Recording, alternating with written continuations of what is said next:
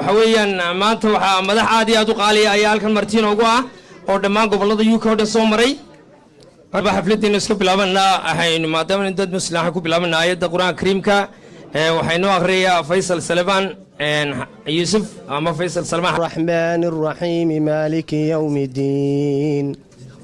إياك نعبد وإياك نستعين اهدنا الصراط المستقيم صراط الذين أنعمت عليهم غير المغضوب عليهم ولا الضالين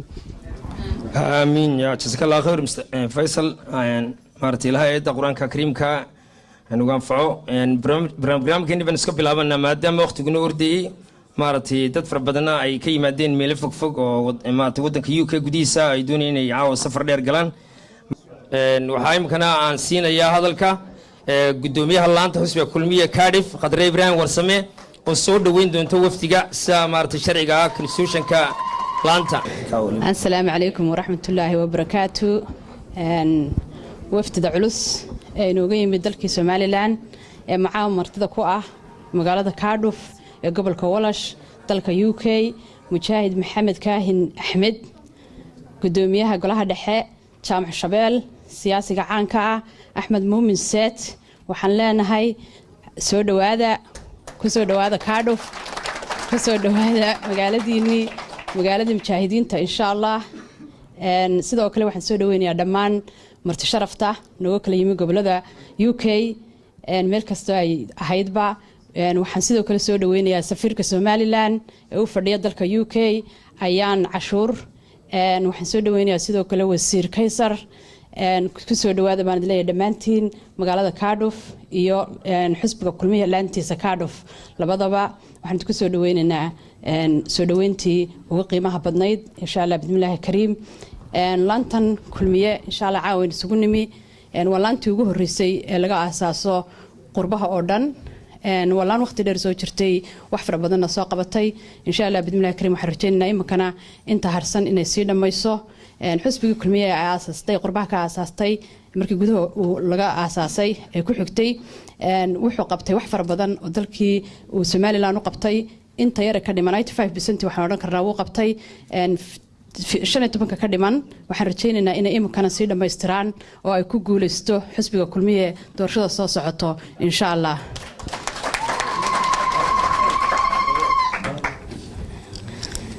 sidoo kale laanta kulmiye oo laanta Cardiff oo kaliya ma qabato waxba waxay wax ku wada qabsoomaan marka dadku wada jiraan dhammaan UK oo dhan ayaa maxaanaheeday ka wada qayb qaadata wax qabadka haday tahay maxaan sheegay ololaha xisbiga kulmiye imkana waxa lagu jira xaalad kala guura insha Allah waxaan rajaynayaa inay noqoto xilligiisii aynu soo maray oo kale sidii aynu u shaqeyn jirnay inaynu imkana u shaqeyno hadii Ilaahay ka dhigo inta hadhay waan iska wadana barnaamijkeeni marka weeyaan waxaan maaratay imkana u soo dhaweynayaa isaguna gudoomiyaha maaratay jaaliyada Somaliland ee Cardiff oo markasta wafdiga noo yimaado ku soo dhaweey magaalada Cabdiraxmaan Cawad تفضل عبد الرحمن. بسم الله الرحمن الرحيم. اللهم صل على سيدنا محمد وعلى آله وأصحابه أجمعين. مرتدى شرفت له عاو هركا فرددا. مرتدى شرفت له عاو هركا فرددا. تدوينها رير كارديف. مدنا يمر وينبا. السلام عليكم ورحمة الله وبركاته. عاو هدان استراحة هلكن كجا هذا. waxa jaaliyadani qabatay waqti badan bay nagu qaadanaysaa in badanna meel badan baan kaga hadlay ilaa iyo 60 halgankii kii SNM in ka dibadhuska Somaliland ilaa abaarihii inaafay ee wadankeena halkii jaaliyadani iska taagtay waa mid la wada ogyahay marka caaw waxba ku noqon maayo runtii waxaan aad ugu faraxsanahay oo aan proud ku ahay inaan caaw yiraahdo waa magaalooyinka waxay ka mid tahay Cardiff ومقالة مدحدة ويلس اللي جاء قونسن يهاي سومالان أي هرجليسي شاليدا هل كان كل نقول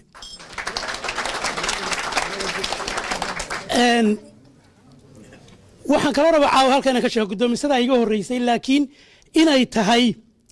مركز لندن لقى ريبلانتي يجوه الرئيس حسب جن لقى أساسه هل لقى أساس يلانتي يجوه حدود دوينيد حق العقد حق أي هايد ما أنتنا mid ay ka sii korodho mooyaane inaanay waxba ka dhinnayn oo ay halkaa ka sii wadaan bay runtii tahay. waxaan rabaa guddoomiyaha waxay nagu soo socotaa election guddoomiye jaaliyadaha dibadda ku nool iyo kuwa gudaha ku nool qurbo joog iyo qolqol joogba runtu siday tahay doorashay nagu soo socotaa su-aal culus ayaa ummadeennu isweydiinaysaa maanta. su-aashaasi waxa weeye 80 nin oo qol ku jira 80 nin oo qol ku jira ayaa codkoodii lagu heshiin waayey. ummaddu walwal bay ka qabtaa inuu 1 milyan oo daafaha Somaliland ku nool sidii loogu heshiin lahaa. marka waxa weeye waxaanu laba su'aalood baanu isweydiinaynaa. waxa weeye wartolow maxaqdaradii ummadda laga qabeen 12 sannadood loo fadhiyay baa nimankan ku dilaacdo waxay tirin kari waayeen 80kii nin ay qolka ku haysteen bay runtii ay tirin kari waayeen. lacagta ay bil walba ummaddan ka qaataan xaqdarrada ku qaataan 500 oo qof oo reer Somaliland oo kaamamka ku jira oo xoolihii ka dhamaadeen ayaynu ku xooleen lahayn oo dib ugu dejin lahayn. kaadhi baan ku soo dhaweynayaa mar labaad mar saddexaad soo dhawaada baan leedahay. assalaamu calaykum waraxmatullaahi wabarakaatu. cali faarax yuusuf oo ah maaragtay warbixin ka bixin doona laanta afayeenka xusbiga kulmiye laanta Cardiff. cali faarax yuusuf tafadhal. بسم الله الرحمن الرحيم. السلام عليكم ورحمة الله وبركاته. waxaan salaamayaa madaxda gudoomiyaha golaha dhexe siyaasi Axmed Muumiseed golaha wasiiradda ama safiiradda Somaliland u fadhida wadanka. dhammaan waxaan salaamayaa mudane iyo marwe odayaasheena giddiga waa salaamintii. السلام عليكم ورحمة الله وبركاته. dee anigu kale wax badan odhan maayo. waxaad moodaa intaan odhan lahay qoladan hore u tiriba oo day magaaladii xayeysiiyeenba. marka anigu aad iyo aad baan maaragtay Cardiff guddi ahaan haddaanu nahay guddida kulmiye ee Cardiff aad iyo aad baan maaragtay aan u dadaalay. horena maaragtay laantii ugu horeysay ee maaragtay wadankan UK ama laga furo bay noqonaysaa ay ahayd sidoo taariikhda ku hayo December 2002 ay ahayd markii laantan lagu dhawaaqay. laantani waxyaalo badan bay ka soo qabatay dib u dhiskii Somaliland iyo maaragtay si kastaba dhaqaale ahaan hadday noqoto hadday waxa weeye Cardiff taariikh aad dheer bay leedahay. ma aha midaan halkan ku soo koobi karayno oo labada gudoomiye oo ka hadleen gudoomiyaha ayaga laanta gudoomiyaha jaaliyadda ee Cardiff maaragtay wadadkeena aad iyo aad bay markaa waxa weeye waa laantani waxa kale oo aynu qabanay intii aanu meesha haynay waxaanu nala soo nimankii ugu furfurcoonaa ama dadkii guddidii ugu furfurcooneed ee ucud ayaanu maaragtay qaramaynay oo kulmiye ku soo biirtay oo maaragtay maasha Allah aad buu mahadsan yahay afayeenka laanta Cardiff cali faarax yuusuf. hawshii wali waa ciyaar waagelin dambe wali waa hawshii waan wadnaa caawdii maaragtay qolii reer Cardiff kulli isku daba xigaan.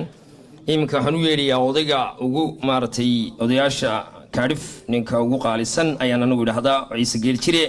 waa nin aad iyo aad dadku ixtiraamaan dhammaan UK oo dhan. waanan ku soo dhaweynaya Ciise Geel Jire oo magaaladii ku soo dhaweyn doona insha Allah. ciise soo بسم الله الرحمن الرحيم. بسم الله الرحمن الرحيم. بسم الله الرحمن الرحيم. إلى سيدي خير الإيراد. إلى سيدي خير الإيراد. إلى بعض وحن كابرينا ضد السعل أول على أول الصعدة ويسكو قلبية ويسكو رحمة ويسكو شيبة ويسكو عقلية إلى هيلو نغيره كازواكا وحن كو رئيسين يا مدحضة horta salaatii waa ka tegay. assalaamu calaykum. waxaana saaka u horeysa haddaynu reer Cardiff nahay waxaa layidhi istaqdi wari isamaantay inay ismaanin raggii hayaa fadhiya raggii burcadweyne baa fadhiya raggii waxa fadhiya hawd waxa fadhiya raggii ballaca bane waxa fadhiya raggii ka dagaalamaya caawa mashaahidkii muusiga ayaa fadhiya raggii caawa madaxda ahaa haddaanay fadhiyin ama intaa aan la soo marin SNM halkan kumaydaa sheekaysateen maydaa hadashay waxaa ninka habeenadood la yidhaha habeen buu dhashaa 9 baan saaga taagnay madax dumara oo inoo sarreysa way maanta adeer garabkiina allaha galo labadiinuba midda kaartu buu sarreysaa midda yuukoodhe buu sarreysaa guntiga dheeshayska barasho wanaagsan shalay dhalatay waa la shubi jiray baa la yidhi dumarkii baa waxaa dhalay ama haydeen maxaad saaka dumarkii baa waxaa dhalay aad yeesayseen ilaahaydeen waar waan dakhrayaa waldari burca odhan jirtay waar maxaa loo madaxu intee jaban waxaan idin leedahay madaxiinda allaha raajo sharaf baa weliba ku qaadateen waxa labeeya haddaydaan xisbiga dhisin ooydaan idinku wadin waanu iska hadlaynaa ne wax taraya malhiinta iyada kale gidaaradaasaabu taaganay adduunka idinkaa ururiya idinkaa bixiya maantana waa garab carruurtiin nimankana waxaan kusoo dhaweynayaa nin mujaahid ah oo maaragtay aada loo ixtiraamo oo la yidhaaho oday maaragtay yuusuf iiraan oo maaragtay caawa halkan kolley madaxdu way garanayaan ayaan kusoo dhaweynayaa yuusuf بسم الله الرحمن الرحيم الله أكبر فتحا ونصرا وسخيرا أمور الدنيا horta laba arrin baan ka hadlaa labadii waa la iga horreeyey mid waxa weeye kaadhuf waxba yar afka la isku qalin xogogaal baynu isu nahay hablahaynu gab ku ahayn gab anugu raggii qaadaanka ururin jiray baan ha noolaadeen hablaha kaadhuf ha noolaadeen waa 20 lafood waxay ahaayeen dad relative oo caylada oo dhaleeya ah oo maqaadiiri heshay oo la iska hor keenay oo dawladda ay doorteen iyo calankii ay u dabaaldegeen dib u laayay dib isugu xasuuqay iyagii ay iscuusiyay waxaanu idin leenahay waxa anaga ragga maydkiisii soo fagaya iyo hoogii ninka 20 lafood ee Soomaaliland maanta isku wada ee mideeya ee u gogol dhiga ee walaalnimadooda hirgeliya ee halka ka ambaqaada gogosha siilaaye dhigay kaasaas dadka iyo dalka wuxuu ah calanka dhiig aan ciisaynaya oo wax taraya laakiin in cufri beeray waxba tari maayo maxamed kaan axmedna waxaan ku yiri bundada iyadoo oranaysa waadigii adeer gogosha dhigaye ha ka gibaabina ee dhameeya oo yaani Soomaaliland mid ha noqoto aynu sii wadana barnaamijka ninka waqti ka faa'iideysana nimankana weeyaan waxaan ku soo dhaweynayaa maartay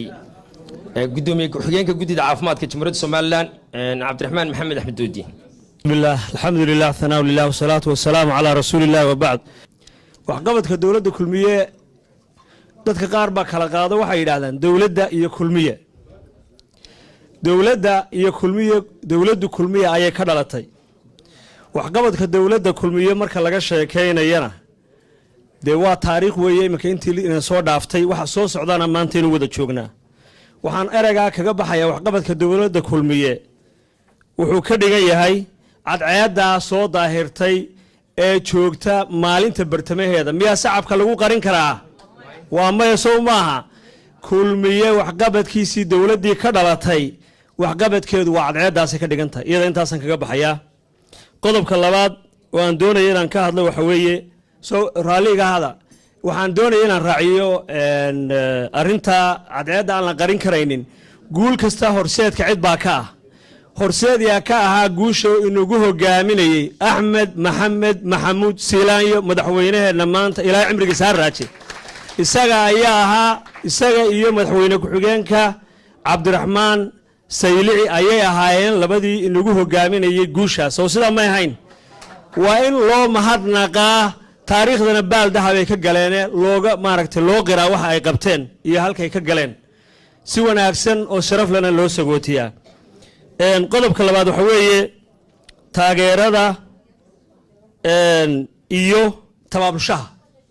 taageerada iyo tabaabushaha doorashada weeye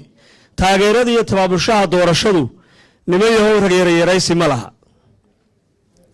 wake up call ayaan odhan karaa bay ahayd tii baarlamanka shalay ka dhacday kulmiye dadkii halganka hore u soo galay oo halgan laban laaba baa laydinka doonayaa maanta aad iyo aad baad mahadsantahay cabdiraxmaan waxaan maaragtay waqtigoon inagoo ka faa'iidaysanna iminkana aan u yeedhayaa odayaasha magaalada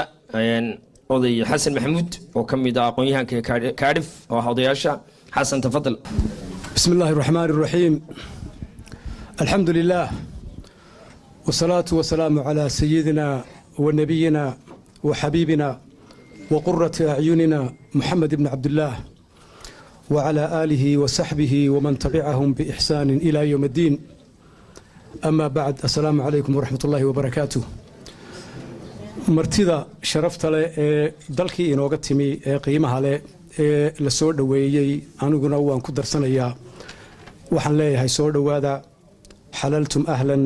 ونزلتم سهلا وحكلون يضرب أبو مهد نقيا والموت يجنا سور دوينيا مرت الشرف تبضن لامها مالك المانتا يوكيا عاو هالكن يجونا ينقص شرفي إن لا تشوجا سيجارنا وحن نقول خصينيا أنت الدمر كأ لأنه وحليري وراء كل عظيم امرأة هداني جرين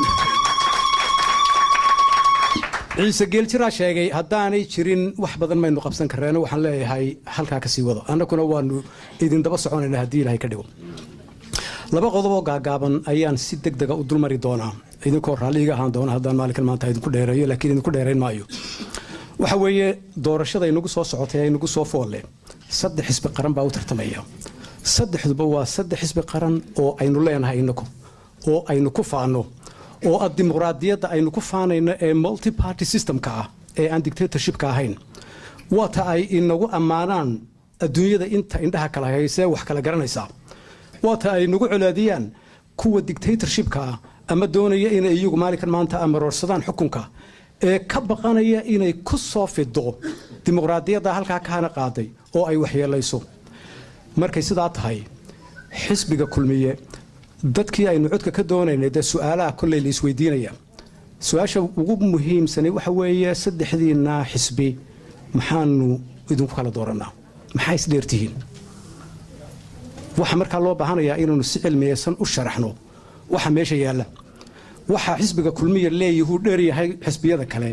iyo waxa maalinkan maanta aanay qodada kale haysan one point haddaan soo qaato waxa weeye xisbigan kulmiye 7 sannadood ayuu dawladnimo hayay 7 sannadood waxa weeye waay aragnimo maamul dawladeed ma laha xisbiyada kale ninka wuxuu dhiibanaysana CV-giisa la eega waxa la eega bal waxaan inuu khibrad u leeyahay in kale haddaanu ninkan khibrad u lahayn oo uu doonayo markuu meesha yimaado inuu training ku qaato field training ku qaato waa maalinkan maanta waxaan meesha qabanin waxa weeye 7 sannadood tareenkii kulmiye distance buu soo jaray directionna wuu leeyahay yool buu leeyahay intaa aynu soo soconnay saddex xisbi kale tareenadoodii weli may dhaqaaqin imika la istaaraya waa very likely inaanay maalinkan maanta meesha ay u dhaqaaqaan aanay maalinkan maanta ka fakarayaan iyo halkii ka leexan doonaan soo gaabi baa leeyahay waa mahadsantihiin wasalaamu calaykum waraxmatullahi wabarakaatu حسن يا دود ما سنتي هويا وقت جنكو كفايدسنا يمكن waxaan ku soo dhaweynaya gudoomiye ku-xigeenka labaad ee xisbiga Atlanta Cardiff Idris Hussein Horiye بسم الله الرحمن الرحيم والصلاة والسلام على رسول الله صلى الله عليه وسلم waftiga caawa halkan inagula sugan ee aynu soo dhaweynayno oo ka kooban 3 xubnood oo runtii aad u culus oo uu hogaaminayo gudoomiye ku-xigeenka koowaad ee xisbiga kulmiye Mujaahid Maxamed Kaahin Axmed Muumin Seed iyo Jaamac Shabeel oo aan caawa halkan ku soo dhaweynayno gudida fulinta oo xariir hogaaminayo marti sharafta kale ee fara badan caawa halkan ku sugan magaalada Cardiff oo taageerayaasha xisbiga kulmiye ee rag iyo dumarba leh waxaan idinku salaamayaa salaanta islaamka assalaamu calaykum waraxmatullaahi wabarakaatu waxaan filayaa caawa dee mikrofoonku annagun buu naga dhaxaynayaa baan u malaynayaa markaa raalli laga ahaada waxaan doonayaa in badan baa wax badan baa laga hadlay runtii anigu waxaan doonayaa inaan ka hadlo waxoogaa inaan ka hadlo arrimaha xisbiyada iyo loolankii faraha badnaa ee runtii la soo maray saddexda xisbi qaran ee waddanka ka jira runtii waxa aynu in badan tiifiyada ka daawanayna oo aynu la soconay dagaallo fara badan ama dhexdooda ha ahaato ama ha ahaato mid iyaga dee gudahooda ka dhexeeya loolan fara badan baa meeshan la soo maray dagaal fara badan baa la soo maray oo siyaasadeed oo xisbiyada gudahoodu runtii ay ugu badnaayeen stageyo fara badan baa runtii laga soo gudbay maantana halka la taagan yahay ee la soo gaadhay waa stagekii ugu dambeeyey oo aanay waxba ka dambeyn maanta bulshada reer somalilan markii hore mugdi fara badan ayaa runtii kaga jiray cidda ay codaynayaan ayaan odhan karaa oo tuhun fara badan iyo loolan fara badan baa meesha jiray markaa waxba may kala caddayn laakiinse imika waxaan odhan karaa runtii waxbaa kala caddaaday ummaddii reer somalilanna way arkayaan halka ay u codaynayaan waxaan taa ku caddaynaya oon daliil ka dhiganaya sida uu xisbiga kulmiye taageerada xoogga leh loogu muujiyey ee dal iyo dibadba isqabsaday taasaan idinku caddaynayaa waxaan kaloo halkan ummadda reer somalilan aan uga sheegaya waxa weeyaan maanta saddexdii xisbi qaran mid isagu waxaan filayaa inuu saaxaddii siyaasadda ka silbaday oo waa xisbi aniga laftigeyga waan ka tirsanaan jiray oo cid la yidhaahdo axmed muumin seedun baan ii yar ka soo horreeyay anigu marka waxa weeyaan aniga laftigeygu cid baan ahaan jiray sababahan u cid u galayna waxaa ka mid ahayd faysal gudoomiye faysal oo runtii ku dhawaaqay inuu yahay xisbigiisu xisbi ay dhalinyartu iska leedahay waxaan runtii anigu wax yar ka taabanayaa maanta halkee baynu maraynaa haddaynu nahay xisbiga kulmiye maanta waxaynu maraynaa marxalad kala guur tiro ayaam ah oo la tiriyey baynu maraynaa maanta wixii loo soo halgameeyey hawshii la soo wadayba wakhtigii ay ku gabagaboobaysay ayaynu maraynaa doorashadii wakhtiga inooga hadhay waad ogtihiin doorashadana muhiimaddeedu waxa weeyaan waa codaynta dadka codaynaya oo ah dadka gudihii jooga ee isdiiwaan geliyey ee kaarka qaatay dadka dabadaho joogaa iyagu taageero dhaqaale iyo wacyigelineed iyo howlaha inay iyagu ay u galaan mooyaane dadka mindida daabkeeda hayaa waa dadka gudaha jooga dadka la kala boobaya ee la kala tirsanaya ee la kala guranayaana waa kuwa lagu kala guulaysanayaana waa kuwa hadalkana waan idin soo gaabinayaa insha allah bidnillahi alkariim wasalaamu calaykum waraxmatullahi wabarakaatu aad iyo aad baad mahadsantahay cabdixaliib innaka waqti ka faa'iidaysanaa maaragtay guddidan martidayno aana maaragtay wafdigana ay maaragtay ina sugayaan waxaan iminkana ku soo dhaweynaya oday xasan cali salaan haddii uu joogo miyuu jooga xasan cali salaan okay waxaan iminkana u yeedhayaa abwaan cumar maxamed xaaji xasan oo anin abwaan oo daayar oo aad iyo aad iminka looga dhegaysto miidiyaha meel kasta cumar ku soo dhawow tafadal oo macaawo halkan maanso ugu talagalay soo deen doona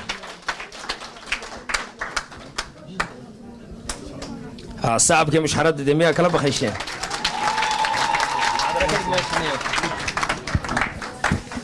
بسم الله الرحمن الرحيم السلام عليكم ورحمة الله وبركاته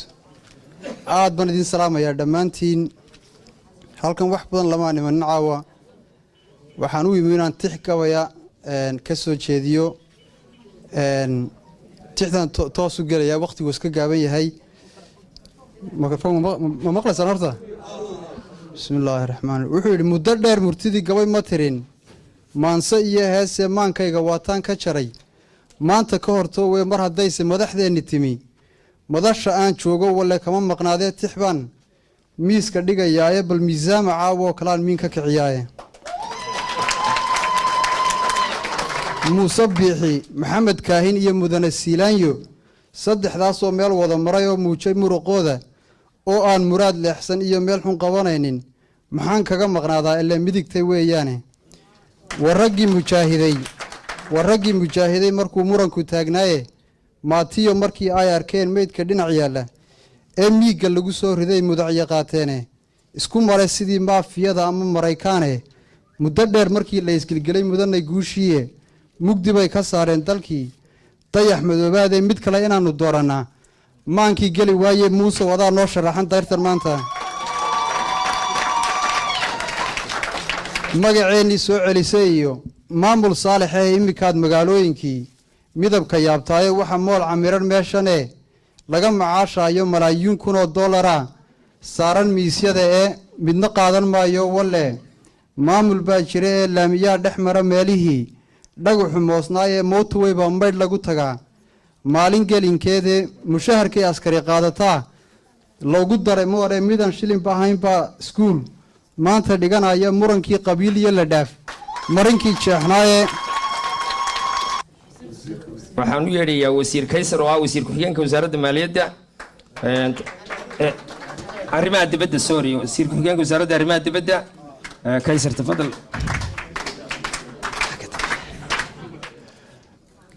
waxaan marka koowaad doonaya inaan u mahadnaqo mas-uuliyiinta xisbiga iyo jaaliyadda reer kaadhif oo runtii ah jaaliyad geesiyiin ah taariikhdeeda la og yahay aan ahayn mid caad saaran yahay jaaliyadda hormuudka u ah jaaliyadaha guud ahaan dibadaha oo dhan ee ummadda somalilan ku nooshahay runtii taariikhdaasi waxa weye mid qulubta somalilan o dhan ku taalla qof kasta oo somalilander ah meel kastuu dalka kaga nool yahay dibaddiisa iyo gudihiisaba u ogaado in dalka somalilan ay ka jirto dowladnimo dhammaystiran oo sharci ku dhisan oo muxuu ahaaye hana qaaday kuna taagan jirada adag haddii aad maqashaan muranno yar oo yimaada taa macnaheedu maaha somalilan ay liqliqanayso waxay kan tahay nidaamka dimuqraadiga ee dalkeenna ka jira waa dal dhisan waa dal sharci u hogaamiyo haddii aan soo qabto dhacdadan u dambeysay ee la tilmaamayey ee baarlamaanka muranka ka yimi waxa weeye runtii waxaanu leenahay nidaam dimuqraadi ah waad ogeydeen doorasho xor ah oo xalaalaba ka dhacda baarlamaanka gudihiisa ka warwaraayi jirin doorashada dalkeenna ka jirta maanta dadku wax haystaan kaadhadh ayay haystaan wax la musuq maasuqaya ma jirto dunida oo dhamna aad iyo aad buu eegaysaa muwaadiniinta reer somalilan way soo jeedaan muwaadin kasta waxa uu ahaa kaadhkiisa cid la khiyaamayo ama cid la khiyaami kara ma jirto waa daahir yaa shamsti waa cabdigood sheegi jiray marka waxaa aan runtii muxuu ahaa u sheegaya muwaadiniinta reer somalilan in dalkeenu uu leeyahay nidaamkaa dhisan nidaam soo hana qaadayey 26 sannadood sila socday nidaamka aynu haysanno runtii waa nidaam cadaawad badan inoo soo jiida dimuqraadiyadda madax bannaanida saxaafadda runtii waxay khalkhal gelisaa keligootaliyaal badan oo ku hareeraysan qaaradda afrika ku jira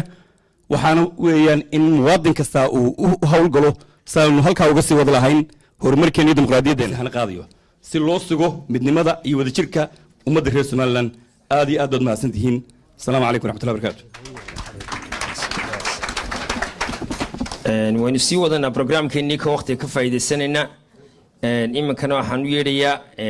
safiirka jumhuuriyadda somalilan u fadhiya waddanka UK ayaan cashuur runtii aad iyo aad baan ugu faraxsanahay inaan magaaladan Cardiff aan u soo raaco wafdiga nooga timid dalkii hooyo waan soo dhaweynaynaa wafdigan hogaaminayo gudoomiyaha koowaad ee xisbiga kulmiye maxamed kaahin waxaan kaloo salaan diiran soo jeedin aan ku soo dhaweynaynaa axmed muumin saad iyo jaamac shabeel muddadii ay ku jireen tuurkooda waqtiga badidiisa waan ka maqnaa laakiin waxaan aad iyo aad ugu faraxsanahay xalayto inay joogeen East London oo ah meesha ay safaaradda ku taalo maantana lagu soo qadimayo goobihii Somaliland iyo xisbiga kulmiye ee laga aasaasay ee magaalada Cardiff talabaadan rabo in runtii farxad weyn ah siyaasiyiintu mar walba yiraahdaan oo dumarku waa noo muhiim laakiin in magaalada Cardiff oo gabar hogaaminayso aan marti ku noqdo meeda quruxda ka muuqata goobta inay maxaa la yiraahdaa aad maamulkiina gabadhu dhiibateen marka reer Cardiff marka iyada amaanta uma soo jeedinayo Cardiff han baa inii soo jeedinaya maadaama aad garateen inaan wax goyno ta saddexaad waddanka anigu maalin dhoweyd baan ka imid waxaan salaan diiran in ka sidaa madaxweynihii qaranka oo maalintii aan ka soo baxayay maalintii ka horeysay aan salaan ugu tegay oo guud ahaan reer somaliland salaan inii siday runtii waxyaalo badan oo lagu farxo baa waddankeena ka socda waxaa runta sharaf iyo maxaa la yiraahdaa sharaf weyn kulmiye u ah maxaa la yiraahdaa nabadii iyo walaalnimadii iyo jacaylkii iyo galgacalkii beri hore galbeed ka hilaacay in uu maanta bari ka hilaacay runtii anigu taas runtii maxaa la yiraahdaa mar walba ilaa 17 jirkaygii waxaan ahaa activist reer somaliland maxaa la yiraahdaa gogasha bari iyo nabadeynta bari intuu naga maqan yahay ama ummadeena reer bariga ahay ayan si fiican ayan qarannimada ayan u soo dhexgelin wax weyn baa inaga sii ah wax weyn baa inaga qabya ah marka runtii salaan iyo duco dadka u xidhxidhay baynu inaynu la garab taagnaano ay tahay marka taasina runta wax weyn oo muhiim aan u arkaa arrimaheena halkan haddii aan usoo noqdo UK laba arrimood baan oranaya ma doonayo waqtiga inaan waqtiga caawa ka dilo waxaa weeye kow waa tii aynu doorasho galnay UK haddaynu nahay all party parliamentary groupkii Somaliland oon markii runta aan imidba aan aad iyo aad uga howlgalay waa tii ay kala tageen waa tii dad cusub la doortay marka waxaa farxad iyo sharafba ii ah inaan maanta inii sheego 26 June oo ah maalinta qarannimada Somaliland ee maalinta aynu Ingiriiska kala soo noqon xorriyadeena inaynu dib u aasaasnay all party parliamentary group for Somaliland waliba gudoomiye ka yahay xoghaynta uu yahay xildhibaankiina Stephen Doughty oo runta taan idinka sharafinaytii aad iyo aad baad u mahadsantihiin insha Allah kula dhaqso baan isku soo noqonaynaa thank you so much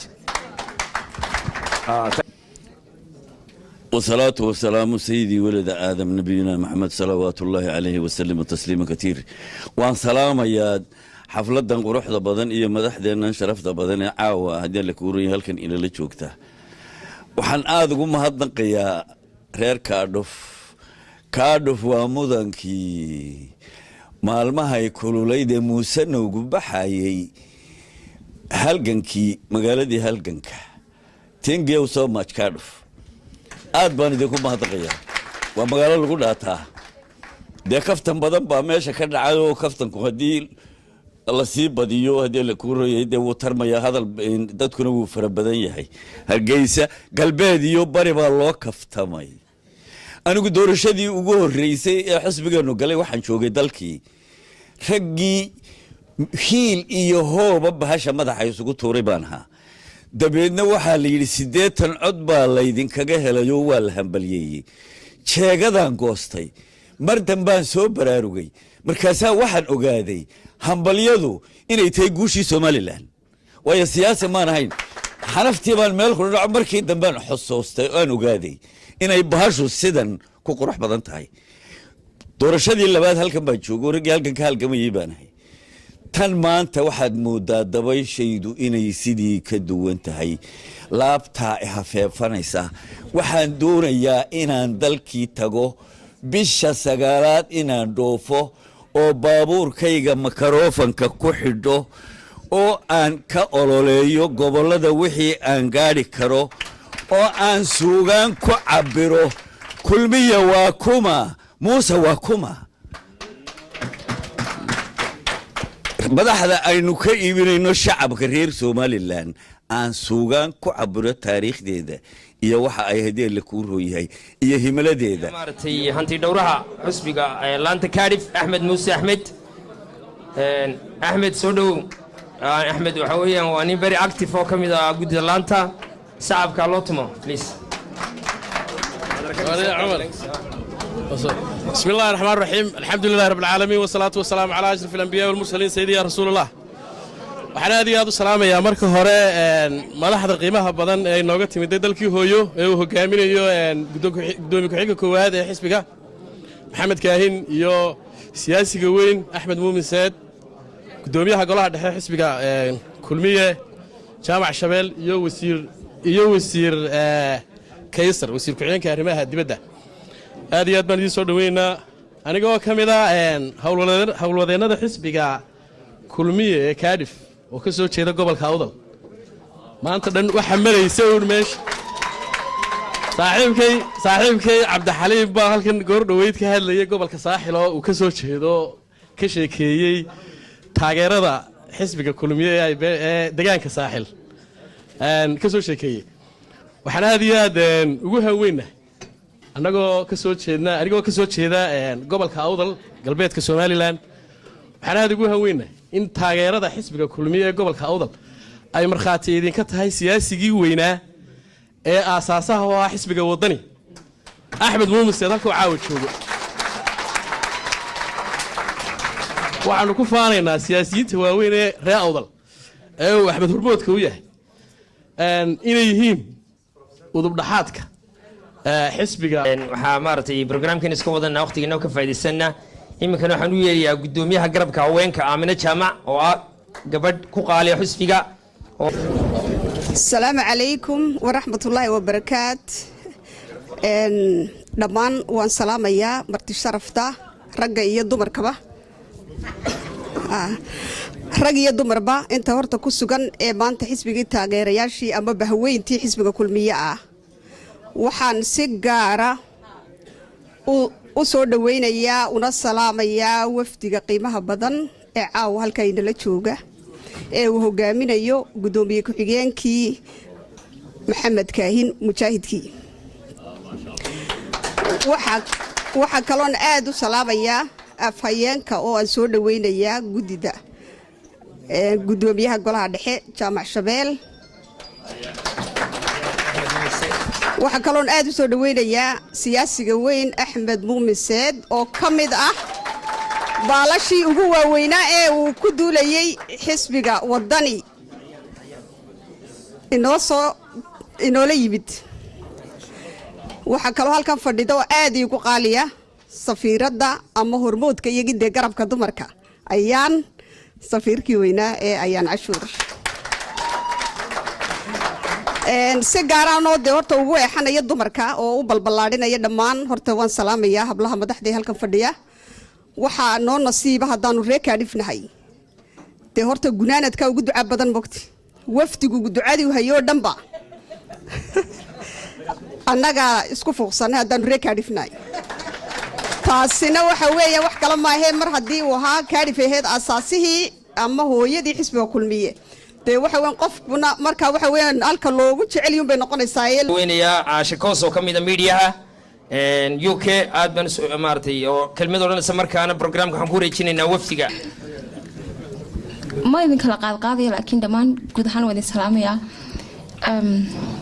meeshan horta markaa imaado waan isku dhex yaacaa wax aliyaalo waxaan sahay oo dhan way kala yaacaan laakiin waan is adkaynayaa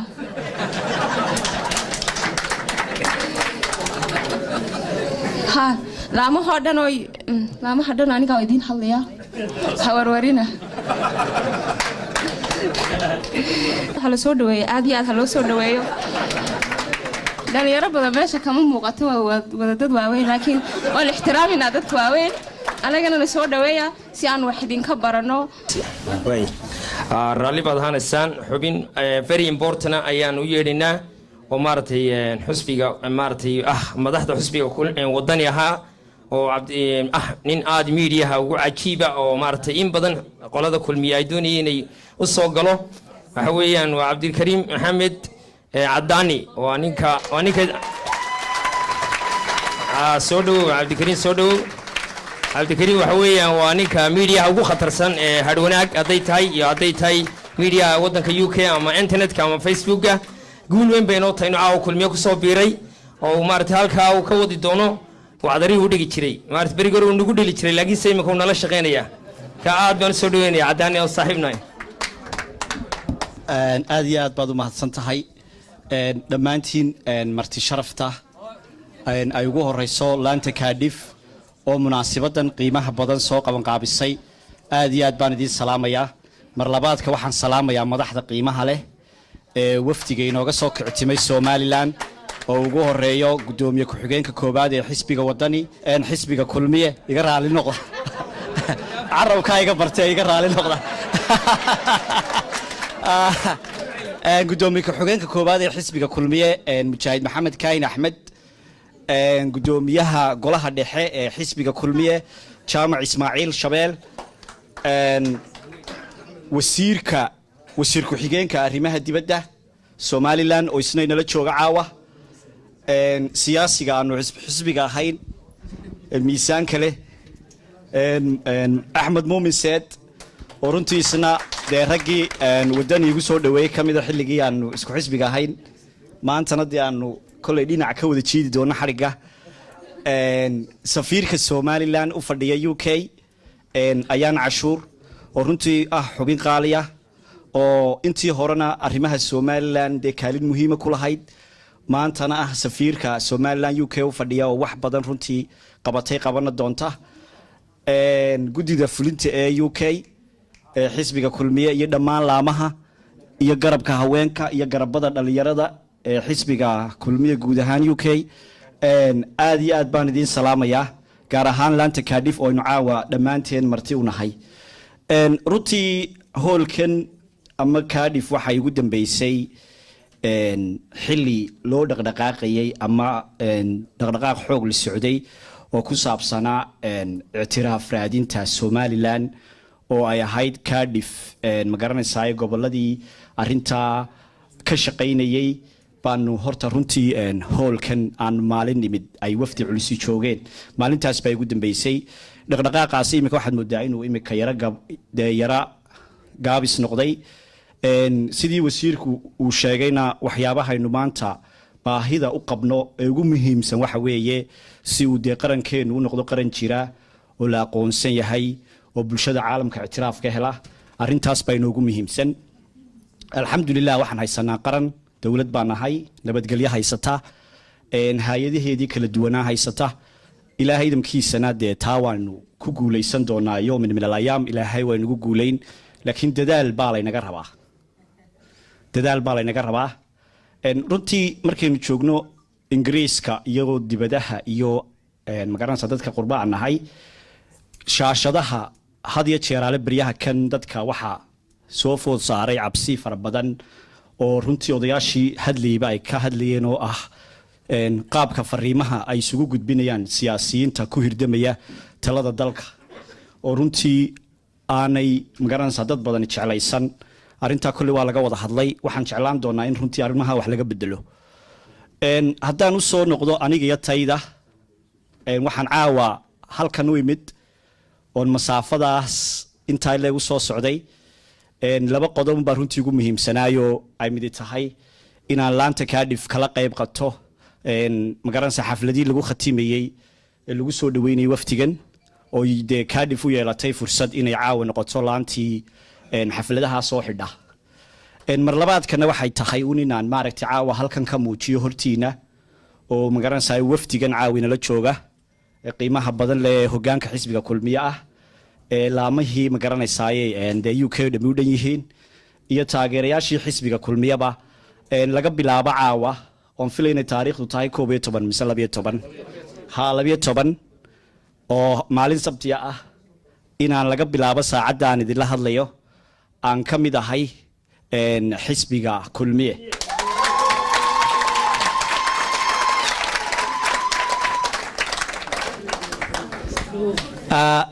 xisbiga kulmiye dee muddo waan is ahayn laakiin ber dhexdaasaan is yaro weynay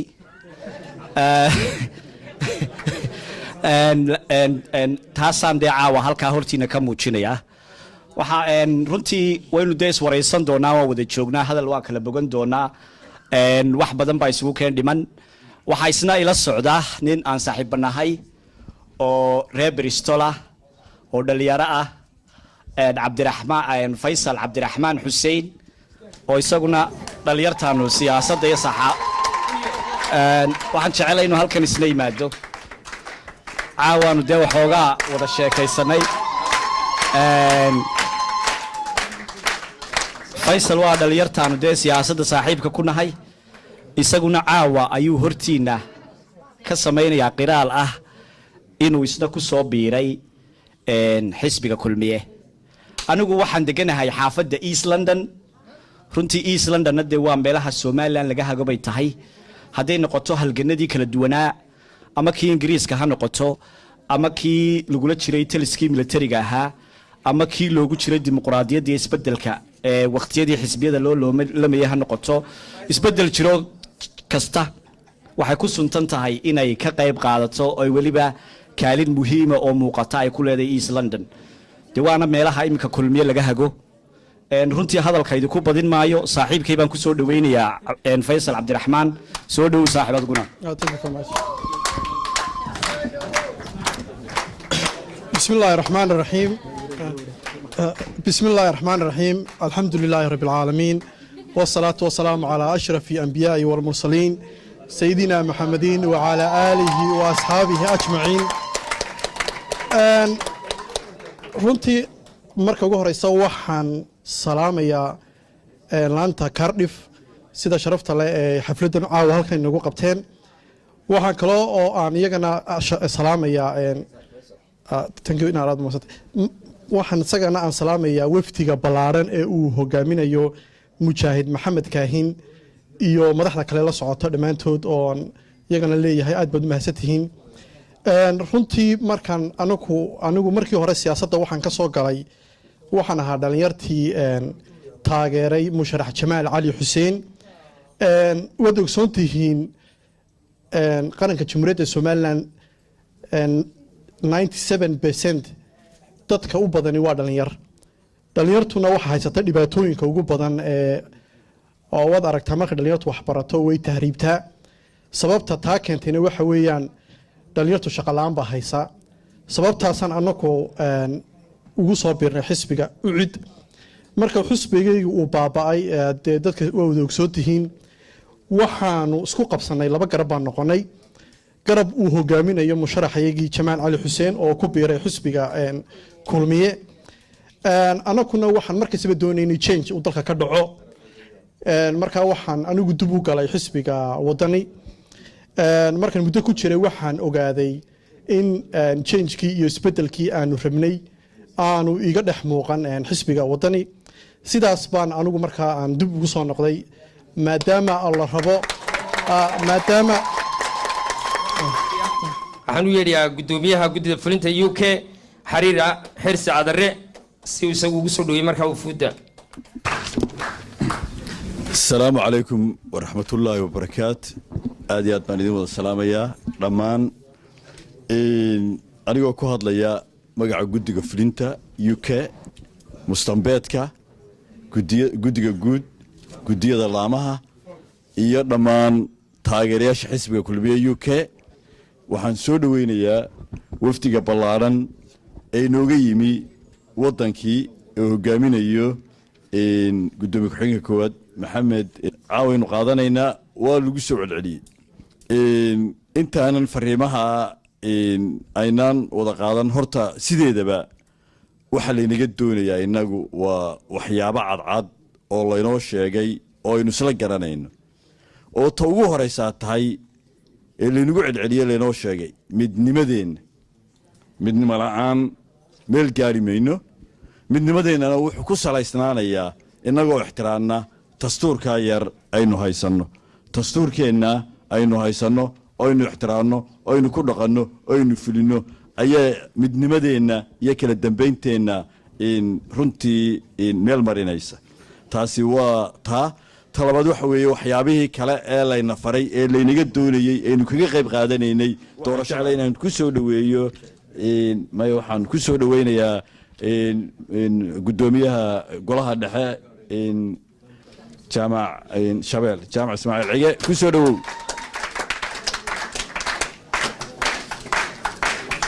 بسم الله الرحمن الرحيم والصلاة والسلام على أشرف المرسلين سيدنا محمد وعلى آله وصحبه وسلم أما بعد مركورة وحنو مهد عليا عندي أما دادكي أما حبني كسور شقيقي حفلة قيمها إيقايها بضل يعني نعاو هالكن يسقونني كارديف oo ay hogaaminaysay gudoomiyaha waana ka muuqataa runtii waxtarka habluhu halka waa laga wada qiray odayaashii halkaa loo wada qiray waxtarka hablaha waxaan halka ku soo dhaweynayaa inaanan adeeru ahay oo halkan mar dhaweyd ka dhaqaaqay oo cabdixakiin la yidhaahdo iyo saaxiibkii lagu soo biiray cabdixakiin aabbihii iyo aniga laba walaalaabaa la kala dhalay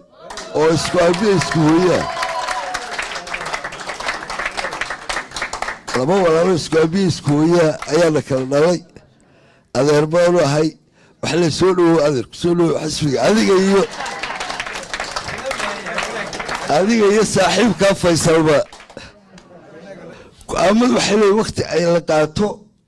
waliba go-aamada siyaasiga oo hadday waktigaa dhaafaanna aanay macno lahayn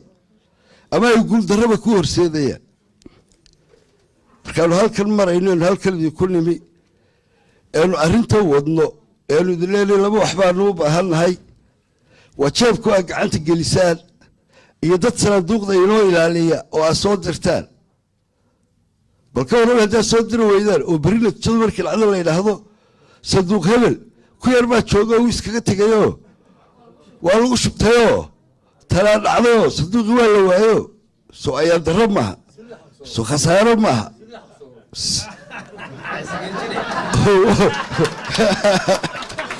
waad sheegtee waa khasaare maalintaa waad murugoonaysaa waxaad solanaysaa wallahi maalintii waad kari karaysee haddaad tegi lahayd kaada ku filan loo ilaalin lahaa laakiin go-aankii khaldanaa aad qaadatay baa dhalay waxaan intaa kaga tegayaa ogaada dhaqaalahaynu idinka doonaynaa waa go-aan siyaasi oo qaadanaysaan muraaqibiintaanu idinka doonayna waa go-aan siyaasi oo aad qaadanaysaan mar hadday laami u k oo dhan wada fadhiyaan oo guddidoodii fulintu fadhido maskaxda ku haya saacaddaa dib u dhigtaan waa saacadii laga go-an saacaddaa dib u dhigtaan iska daa maalin saacaddaa dib u dhigtaan waa wax naga go-an alwaqtu ka sayf baa layidhi wain lam taqdac sayaqdacak waktigu waa sida seeftoo kale haddaanad jarin aduu ku jaraya kuu naxariisan maayo kuguna soo noqon maayo halaga fajinaad arrintaa yaana dhayalsanin arrinkaa aanu tiirtii u dambaysay baynu ka saaraynaye hareeraha nala qabto maasha hareeraha nala qabto oo nala riixa dee anigu dalcadda ayradanu ka saarreynta dambe wuxuu ku holdayaa xooge wasalaamu calaykum waraxmatullahi barakaatu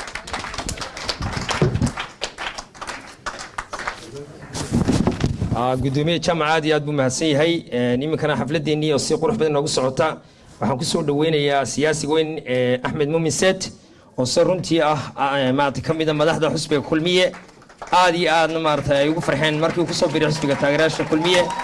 soo dhowow sacabka iyo mushcaradda biliis alaysu taago biliis ya sacabka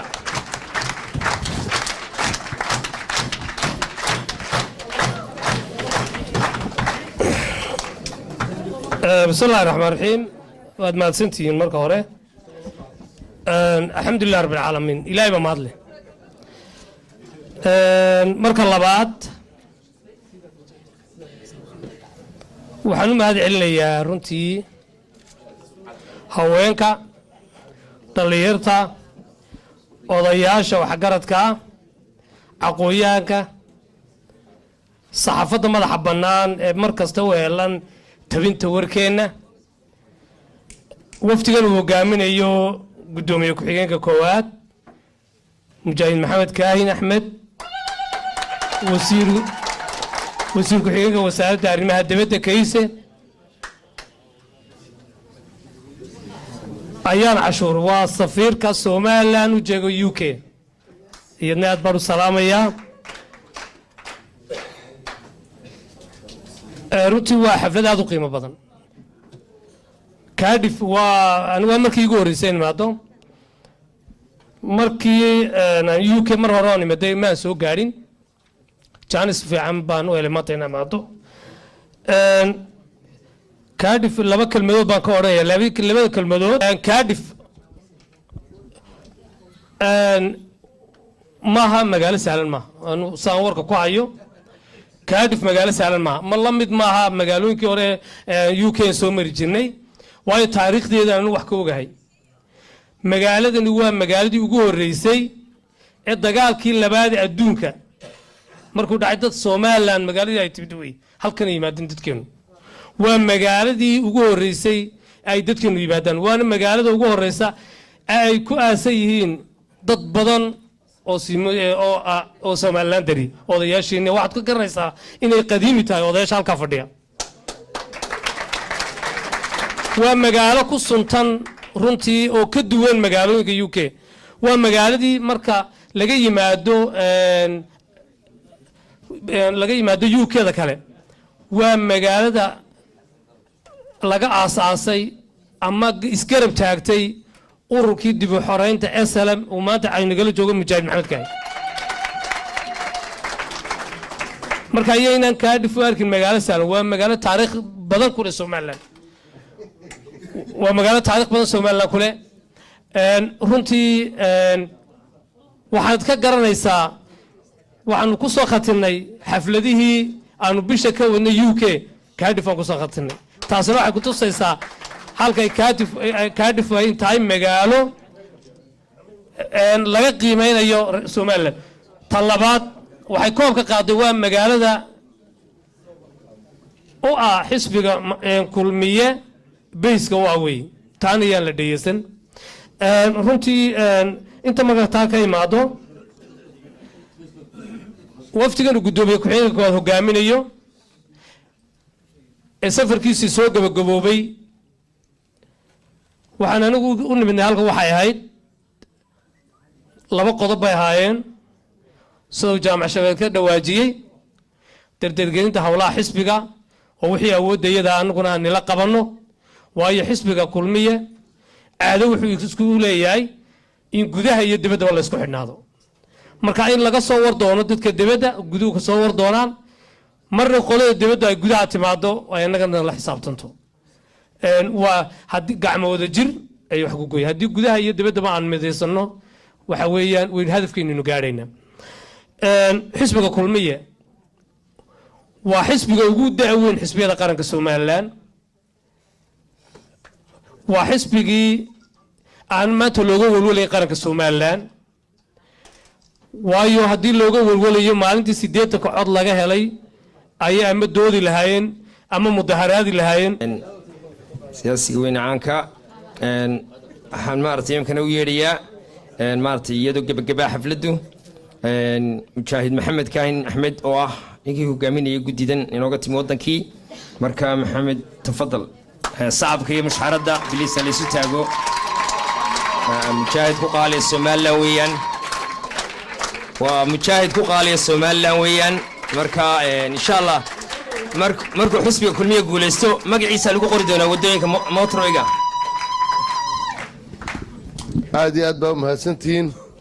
بسم الله الرحمن الرحيم الحمد لله رب العالمين والصلاة والسلام على سيدنا محمد وعلى آله وصحبه أجمعين وزير كحجينك وزارة خارجها قدوميها حسبك كلمية UK قدوميها لانتا كارديف عاود شوقنا مرتدى قلنا هاي دمان مدحدا يي مسؤولين تلامها رير UK odayaasha qaaliga ah reer Cardiff haween weynaha salaamu calaykum raxmatullaahi wabarakaatu aad iyo aad baan ugu mahadnaqayaa gudoomiyaha laanta te waxay tiri khataraha igu odhanine khadar baa la yidhaahdaa markii aanu nimi baan doonay inaan jaamac isbarno dabadeedna jaamac baan ku yidhi waxaan iskiin barayaa gabadha gudoomiyaha halkan ka ah gudoomiyaha laantaan iskiin barayaa baan ku yidhi marka umaan sheegin inay gabar tahay dabadeed waxaan ku yidhi waxaa la yidhahdaa khadar markaasuu oo waa kee iyo hablaha iyo inamada inoo soo qabanqaabiyey xafladan bilixda san laamaha reer UK ee magaalooyinka kale ka yimina aad iyo aad bay u mahadsan yihiin waa la socotaan annagu kolley muddo bil ku dhowaada baanu idinla joognay waan soo marnay UK inteeda badan caawa waxaan socdaalkaygii ku gebagabeynaynaa magaalada Cardiff oo aynu wada joogno laamihii reer UK-na aad iyo aad bay u yimaadeen si aad iyo aad u ballaadhanna waa loo hadlay horta marka ugu horeysa Cardiff waa laga hadlay xilligii halgankii meelihii aasaaskeedu ahaabay ka mid ahayd xilligii kulmiyana qeyb aad iyo aad u weyn oo laxadle ayay Cardiff ka qaadan jirtay caawana waxaan ku gebagabeynaynaa xafladii Cardiff baynu ku gebagabeynaynaa ballantana halkan aynu kusii ballamaynaa reer Cardiffna waa kuwii aadka u hadlay taariikhdii Cardiffna waa tii aadka loo sheegay hase yeeshee waxaa la yidhi islaam baa dhimatayoo dabadeedna markaasaa aaskii xoog la isugu yimi rasuul allah islaantii aad xoog ma loo aasay ninbaa wuxuu ku yidhi haddii axanku raaco ya waa haddii arrimaha dambe aynu raacino si aad iyo aad u ballaadhan baa looga hadlay innaku kulmiyaynu nahay bal marka ugu horeysa hadal halkan laga soo jeediyey jaamac iyo axmed muumisadna ay hadalkoodii ku dareen oo ay ka mid tahay walaahowga iyo walaaca dadka ku dhaca dalka gudihiisa marka la joogo siyaasiyiinta xusbiyada ka tirsan marka ay khilaafaad iyo hadalla kulkulule ay soo baxaan sideedaba ninka afka soomaaligaaba ku hadla oo aan inaka oo qudha reer Somaliland ba ahayn dhaqanada abuurmay waxaa ka mid ah jamaceenna intaa leeg haddii qof qudhihi khalad galo in khaladka dadkaba la wada saaro oo lama kala qaado yaa aflagaadooday yaa khaladka galay yaa xabaalaha qufaya yaa caytamaya lama kala saaro wuxuuna la odhanayaa warqoladiina siyaasiyiintiihi maxaan ku idhahdaa ma iska daynaysaan yooyootanka waar wada yooyootami mayna cidda yooyootamaysa sheega oo waxaa tahdan kulmiya adaa yooyootanka wada laakiin dambi kulmiya leeyahay haddii cid kale la saaro khaladkeeda yeelanaysaa annagu xusbiga kulmiye hogaanka xusbiga kulmiye hogaamiya guddigiisa fulinta golihiisa dhexe mas-uuliyiintiisa xaggaa gudaha go-aanka lagu qaatay waxa weeye inaan kulmiye ka jawaabin cay la caayayo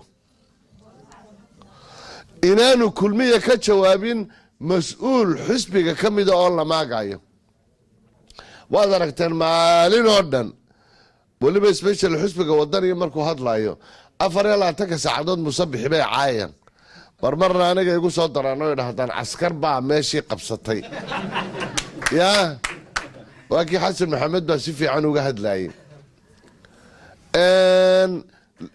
weli maydaan arag guddiga fulinta xusbiga iyo hogaanka xusbiga oo cay guddoomiyaha la caayaya ka jawaabaya saxaafadna kumaydaan arag jaraa'idna kumaydaan arag dee dhallinyaradan ku jirta dee social mediaha ee shanta qaaradood ee adduunka kala joogta taa mas-uuliyadda kulmiya kama qaadi karo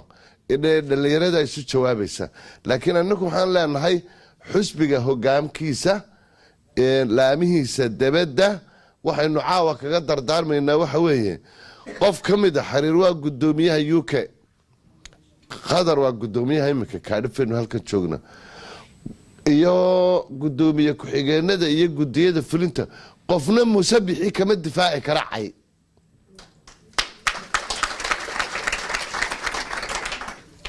laakiin waxaynu inaku ka hadlaynaa arrin baynu ka hadlaynaa arrimaynu issueska jira arrimahaynu ka hadlaynaa ee cay ka hadli mayno qofofna ka hadli mayno waa dhabo waa taa xasan ka sheegayayo dadka adduunyada siyaasadeeda sheebgareeyey taariikhdeeda bariya galbeed waxay hiddahoodu ka soo jeedeen maxaanku dhahday leadershipka militariga cilmiyada leadershipka la barta beri dhaweed baanu isqabanayo dabadeedna askartiya way iscaayaan qoladan karaaniinta gabgab waaweyni mogta ya oo annagana waxay waa askaroo dagaalun bay garanayaanoo waxay dhahdaan dumarka iyo khamriga iyo dagaalkaa la weydiiyey 3 W the 3 Ws annaguna waxaanu nahnaa the bloody technocrats doesn't know their hands from their legs waayo ayagu maaha dadka waxal abuura qolada technocratska la yidhaahdo taariikhdana laga soo heli maayo nooca technocratska oo gala kariirka siyaasiga ah oo leadership ummadeed hogaamiya adduunyadu taariikh 3,000-5,000 oo sannadood la garanayo oo maxaanku political science lagu barto international relations lagu barto oo leadership lagu barto oo ay leedo madaxweynayaasha da Mareykanka waa la garanaya waa George Washington kumu aha Abraham Lincoln kumu aha Eisenhower kumu aha niban maan weydiyo waxaan isqabsano waxa ku yiri mashruucii Europe lagu dhisay ee la yiraahdo Marshall Plan muxuu waa qolada isxariifisay moogtahay markaas uu garan waayay moogtahay markaas plan waa qorshe Marshallna waa George Marshall waa generaalkii ciidamada Mareykanka hogaaminayay dagaalkii labaad ee adduunka waxba annaka hanoo biqina markay nayar askaraystaan waanu isnaqaanaayo iyaguna shaqooyinka ay qaban jireen karaaniinta weynaatay iyo annaku isku habsaami mayna waxba arrinkaa walaac fara badan ka gelinina su-aasha rasmigii waxa weeye kulmiye xilligiisii hore ee xukunka dalka qabtay ayuu ahaa waxaynu markaa iminka doonaynaa marlabaadkiiba doorashadii madaxweynaha dalka la isla soo taagay maxaynu maalintii hore program baynu iibinay programkiiba ummaddu inagu raacday maantana maxaynu iibinaynaa horta waxa weeye programkii xisbiga ee siyaasiga ahaa uu doorashada ku galayay waa la dhamaystiray hadda daabacadu ku jiray daabacadiisana waxaan filayaa inay imika dhan tahay waan idiin soo diraynaa kolle koobi baan imika hayay koobigii guddoomiyahayna xariir baan kaga tegaynaa waxaanan markaa idiin ballan qaadaynaa haddii alla idhaahdo markaanu tagno inaan idiin soo dirno brogramkii siyaasiga ahaa ee xusbiga oo laamahoo dhan aan meelihiina ku wada haysataan websiteka aanu ku shubnayna waanu idiin soo sheegaynaa inta ka horeysana electronic baanu idinku soo diraynaa qolyaha idinka taga imanayana waanu idinku soo